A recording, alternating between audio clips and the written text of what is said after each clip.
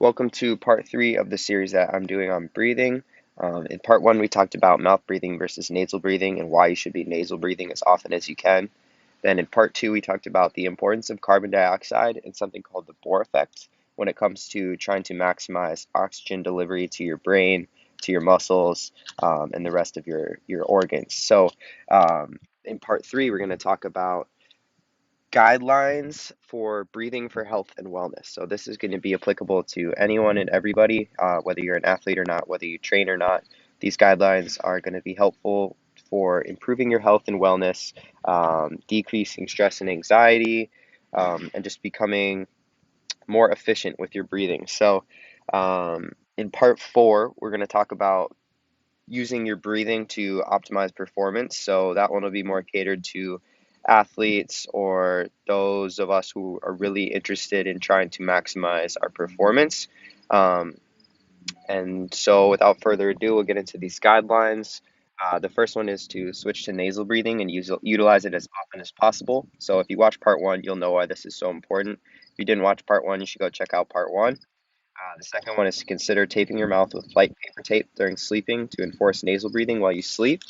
Um, this is super important because we sleep for, hopefully 7+ hours a night.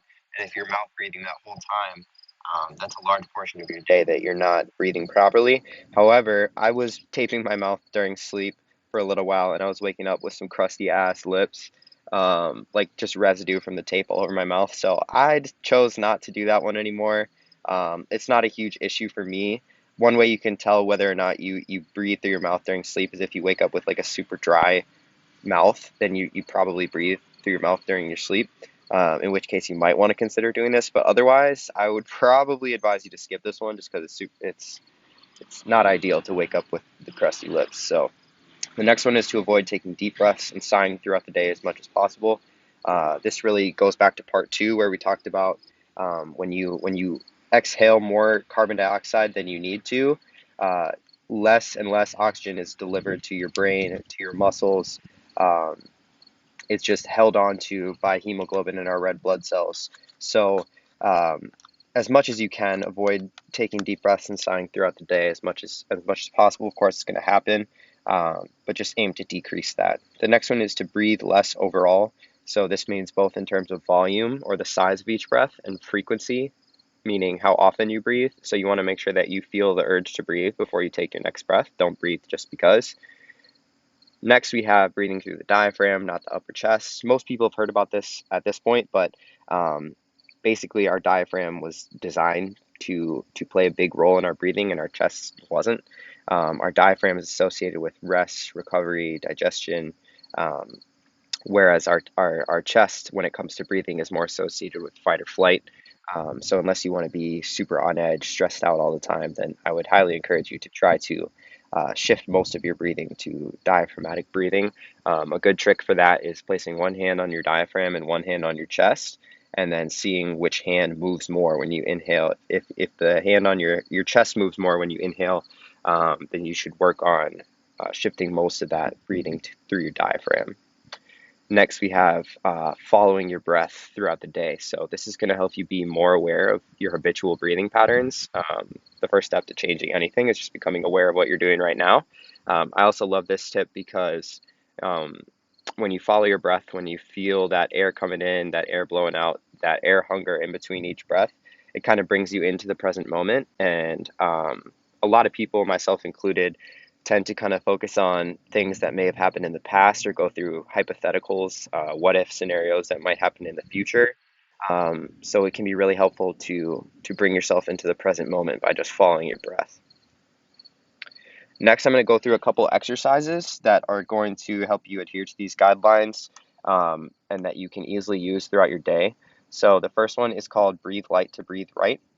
There are numerous benefits to this exercise, including reducing your overall breathing volume, learning to breathe through your diaphragm, and improving your body's tolerance to carbon dioxide and the efficiency of your respiratory system. Um, so in order to execute this exercise, you're going to sit up straight, one hand on the chest, one hand on the belly. As you breathe, put gentle pressure on your chest and abdomen, creating a slight resistance to your breath.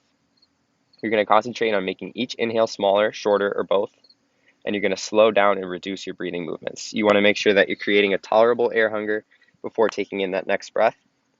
You're going to maintain this pattern for 4 to 5 minutes and repeat several times a day. So this is a great exercise because it's super accessible. It can kind of serve as sort of a meditation practice. Um, and yeah, like we talked about, there are just numerous benefits to it. So make sure you give it a shot.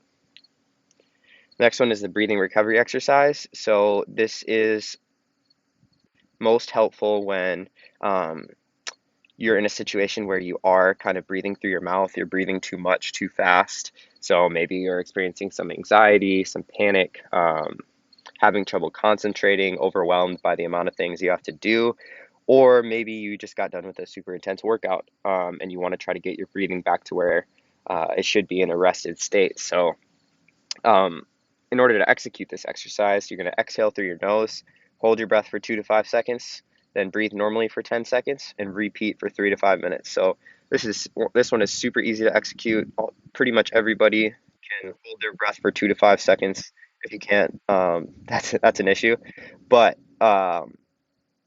if the first one was accessible, this one is even more accessible. You don't have to put your hands anywhere. You don't need any equipment. So I like to use this one when I'm reading, answering emails, doing dishes, whatever it might be.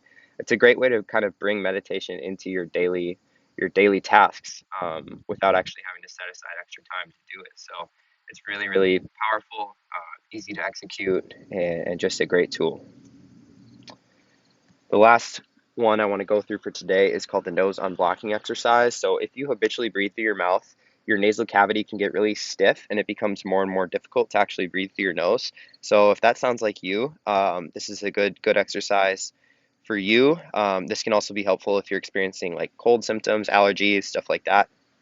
So in order to execute this, you're going to take a small breath in and out through your nose and pinch your nose and hold your breath until you experience mild air hunger. When you resume breathing, make sure that you breathe calmly and quietly through your nose. You don't want to be gasping for air. If you're gasping for air, you held your breath for too long. We just want a mild air hunger. Then you're going to breathe normally for 1 to 2 minutes and repeat that for 6 rounds. So yeah, that's all I have for today for part three. Like I said, in part four, we're going to talk more about breathing to optimize performance. So be on the lookout for that. But hopefully you guys got something from this. If you did, if you learned something, if you found something that you plan on using in your day-to-day life, I would really appreciate if you like it, if you share it, comment, save it, whatever.